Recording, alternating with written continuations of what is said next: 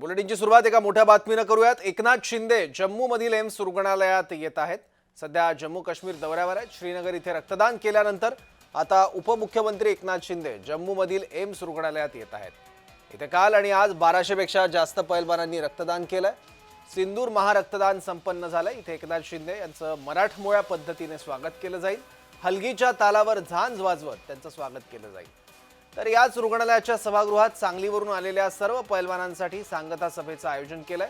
तिथे देखील पोवाडे आणि मराठी कार्यक्रम ठेवण्यात आले आहेत। इथे एकनाथ शिंदे शिबिराची सांगता करत भाषण करणार आहेत।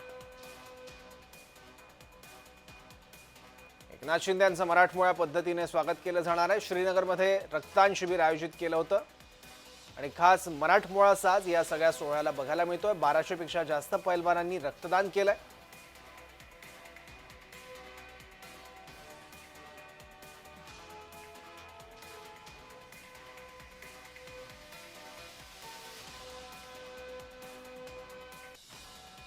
एकनाथ शिंदे जम्मूमधील एम्स रुग्णालयात पोहोचले आहेत। एकनाथ शिंदेंचं मराठमोळ्या पद्धतीने स्वागत।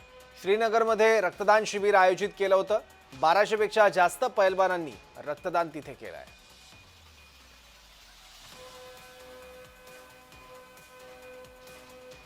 एकनाथ शिंदेंचं मराठमोळ्या पद्धतीने स्वागत देखील केलं गेलंय।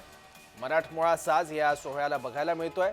निमित्त होतं ते म्हणजे रक्तदान शिबिराचं, ज्यामध्ये 1200 पैलवानांनी सहभाग घेतलाय। महाराष्ट्रातून हे 1200 पैलवान श्रीनगरमध्ये गेले होते